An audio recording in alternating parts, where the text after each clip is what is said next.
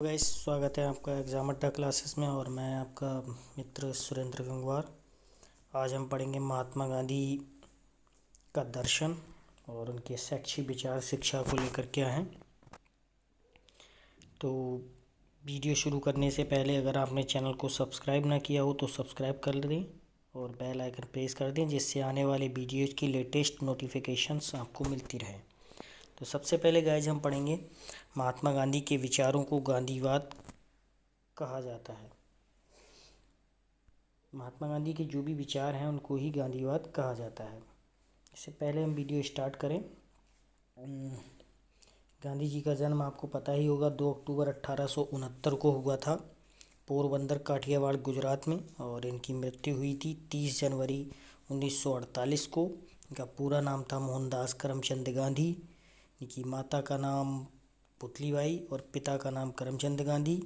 इनकी पत्नी का नाम था कस्तूरबा गांधी। और इनके 4 पुत्र थे, हीरालाल, मणिलाल, देवदास और रामदास। ठीक, ये इनके 4 पुत्र थे। और एक पुत्र इनके थे जमनालाल बजाज, जिनको कि इन्होंने अपना पुत्र माना था। ठीक, तो आगे बढ़ते हैं। महात्मा गांधी के विचारों को गांधीवाद कहा जाता है।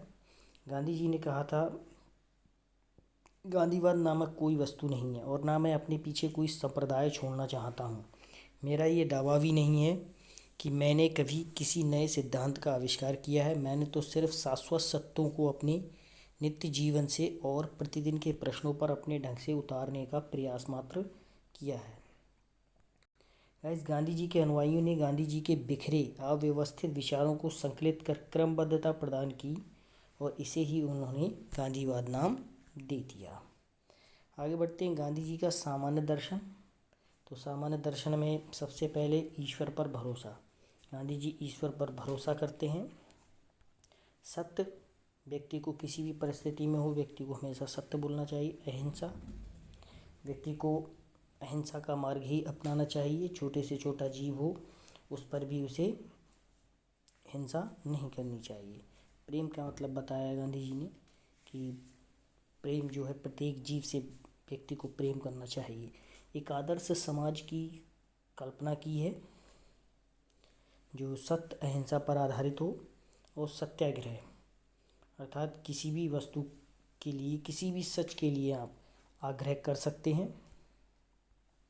आगे देखते हैं। नंबर 7 गांधी जी ने बताया है कि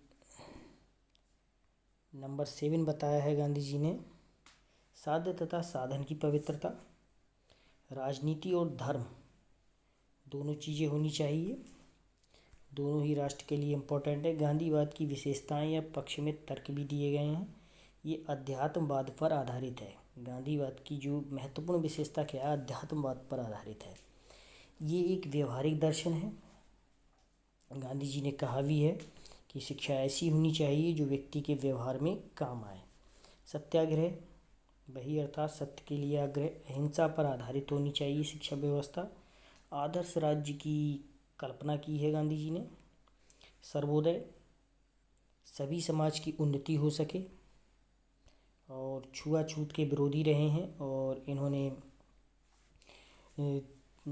अछूत जो थे उनके लिए नया नाम भी दिया था, हरिजन।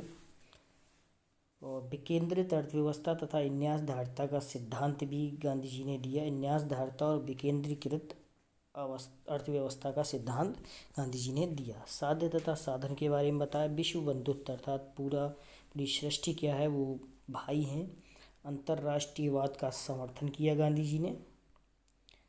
और इनकी सिद्धांतों की जानकारी इन रचनाओं से प्राप्त होती है। इनके Indian case for Swaraj 1932, the story of my experiments with truth 1940 और सत्याग्रह 1935, economics and khadi 1949, the science of Satyagraha 1957, Hind Swaraj and Indian home rule 1958 इनके द्वारा प्राप्त होती है जानकारी। और Hind Swaraj and Indian home rule और ट्रस्टीशिप 1960 के द्वारा गांधी जी के बारे में जानकारी प्राप्त होती है। इनके अतिरिक्त गांधी जी ने truth is God, basic education, ethical realism आदि रचनाएं भी लिखीं। इन रचनाओं के अतिरिक्त गांधी जी ने अपने विचारों का प्रतिपादन हरिजन, ये पत्रिकाएं हैं, यंग इंडिया, हरिजन सेवक संघ, हरिजन बंधु, नवजीवन आदि पत्रिकाओं में अपनी बारे में बताया। गांधीवादी दर्शन जो है वह देखें, इसमें राजनीतिक सिद्धांत और आर्थिक सिद्धांत दो भागों में बटा हुआ है। तो राजनीतिक सिद्धांत में क्या है, सबसे पहले धर्माचरण, ठीक, व्यक्ति को धर्म के अनुसार आचरण करना चाहिए। राम राज्य की स्थापना की कल्पना की है। सर्वोदय समाज अर्थात ऐसा समाज हो जिसमें गरीब से गरीब, पिछड़े से पिछड़े व्यक्ति हो, उसकी भी उन्नति हो सके, सत्याग्रह के लिए कहा गया राजनीतिक सिद्धांत में। और आर्थिक सिद्धांत में भौतिकवाद व उपभोक्तावादी संस्कृति के खिलाफ ये बोले हैं। चरखा, स्वदेशी तथा खादीवाद का समर्थन किया है। ग्राम आधारित अर्थतंत्र अर्थात इनका मानना था कि ऐसी अर्थव्यवस्था होनी चाहिए जिसमें ग्रामों का जो स्वशासन है या ग्रामों में जो व्यवस्था है वह गांव में ही उन्हें रोजगार हो। कार्य आधारित शिक्षा होनी चाहिए, यानी कि इनके अनुसार शिक्षा ऐसी होनी चाहिए कि जिसमें अध्यापक और विद्यार्थी दोनों को कार्य मिल सके।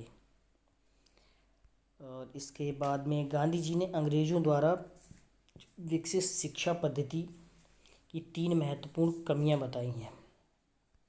कौन कौन सी कमियां हैं? ये विदेशी संस्कृति पर आधारित थी जिसने स्थानीय संस्कृति लगभग समाप्त कर दी थी।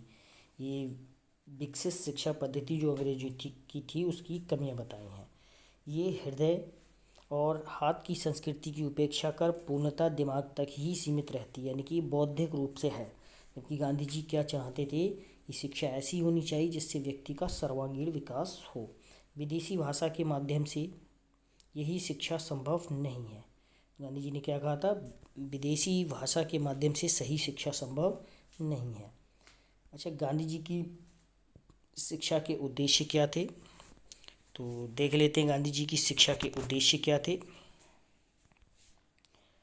व्यक्तिगत उद्देश्य और सामाजिक उद्देश्य, इन्हें भी 2 भागों में बांटा गया। चरित्र निर्माण सबसे ऊपर गांधी जी ने रखा है चरित्र निर्माण के लिए कि व्यक्ति की शिक्षा ऐसी होनी चाहिए जिससे व्यक्ति का चरित्र निर्माण हो, सर्वांगीण विकास हो अर्थात शारीरिक, मानसिक और सामाजिक सभी प्रकार का विकास हो। सामाजिक उद्देश्य क्या थे? स्वावलंबी नागरिक का निर्माण करना। शिक्षा ऐसी होनी चाहिए जिससे स्वावलंबी नागरिकों का निर्माण किया जा सके। सर्वोदय समाज का विकास, सभी का विकास हो। ग्राम स्वराज की स्थापना, यानी स्थानीय स्तर पर ग्रामों में अपना प्रशासन हो। और इसके अंतर्गत ही उन्होंने 3 H के बारे में बताया है, ठीक।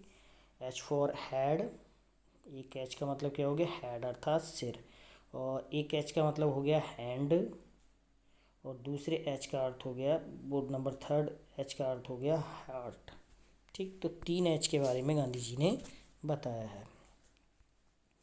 महात्मा गांधी द्वारा प्रतिपादित बुनियादी शिक्षा की विशेषताएं।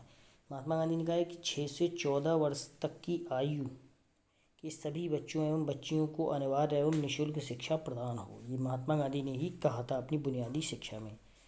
और पूरी शिक्षण व्यवस्था के केंद्र में कोई शिल्प या हस्त उद्योग हो, मतलब केंद्र में कोई हस्त या शिल्प उद्योग हो। शिक्षण का माध्यम बच्चे की मातृभाषा हो, केंद्र में हो, यानी कि उसे और सभी विषयों का भी ज्ञान प्राप्त हो, लेकिन केंद्र में क्या हो, हस्तशिल्प, यानी इन्होंने समावेशी शिक्षा की वकालत की है, यानी सर्वांगीण शिक्षा की। शिक्षण का माध्यम बच्चे की मातृभाषा हो। शिक्षा स्वावलंबी हो, यानी खर्च का वहन अध्यापक और शिक्षक द्वारा किए गए उत्पादन कार्यों से किया जाए। आगे बढ़ते हैं गाइस। हिंदी या हिंदुस्तानी की शिक्षा पूरे भारतवर्ष में अनिवार्य हो। शिक्षण विधि इन्होंने क्या बताई है, इन्होंने बताई है समन्वय विधि या समवाय विधि भी जिसको कहते हैं। समन्वय विधि अर्थात या समवाय विधि, इसको कि मैंने कहा था आपसे अभी कि हस्तशिल्प हो लेकिन उसके साथ और भी विषय हों, ठीक, इसी को कहते हैं समन्वय या समवाय विधि। और शिक्षा का माध्यम गांधी जी ने बताया है कि मातृभाषा होनी चाहिए। वीडियो अगर आपको पसंद आए तो लाइक का बटन भी दबा दें, और चैनल सब्सक्राइब ना किया हो तो सब्सक्राइब कर लें। धन्यवाद।